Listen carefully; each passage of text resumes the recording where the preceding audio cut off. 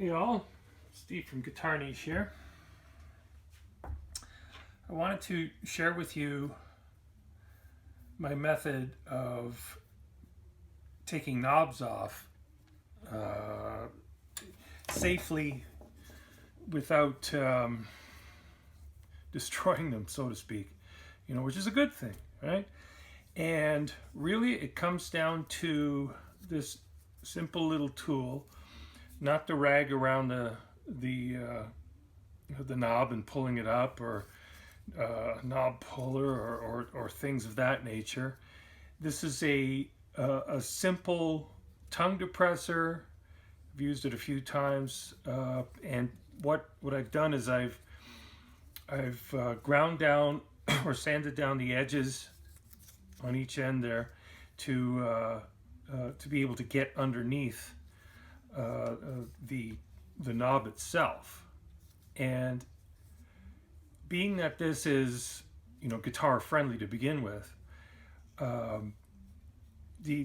what I'm focused on is not damaging the knob.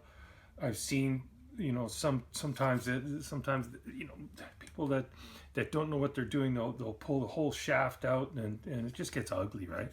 But this method works. It works very, very well. I'm going at this totally cold. I haven't done any prep work. You'll see that this one is sheared off. This is, by the way, a I think it's 80's or 90's Yamaha SBG-3000. Really, really nice instrument. Well, it was until the owner decided to have a Floyd Rose installed.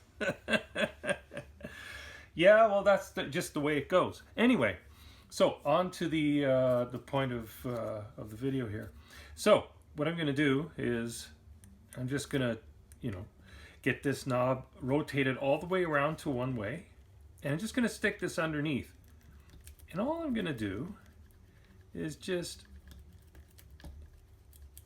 turn that knob and just gradually creep it up. So what this does is the knob is going, it's not pulling straight up with full friction. It's being canted up bit by bit by bit by bit, which reduces the chances of damage. And if I do this just right, see, I just turn it, give it a little, and watch. That should, see, no damage whatsoever, works like a charm. Okay, now these things here, these are both push pots, which I love. I absolutely love push pots, because you hit them, they're awesome. You just gotta, you give them a visual glance, you can tell if they're on or off. None of this grabbing and stuff, which can be a problem. Now these, I haven't tried these yet, so I'm going at this cold, and if I do this right, these things should come off no problem with this one simple little tool. See that? Easy peasy. Look at that. Now, even if these were push-pull type knobs, this technique will still work. You just have to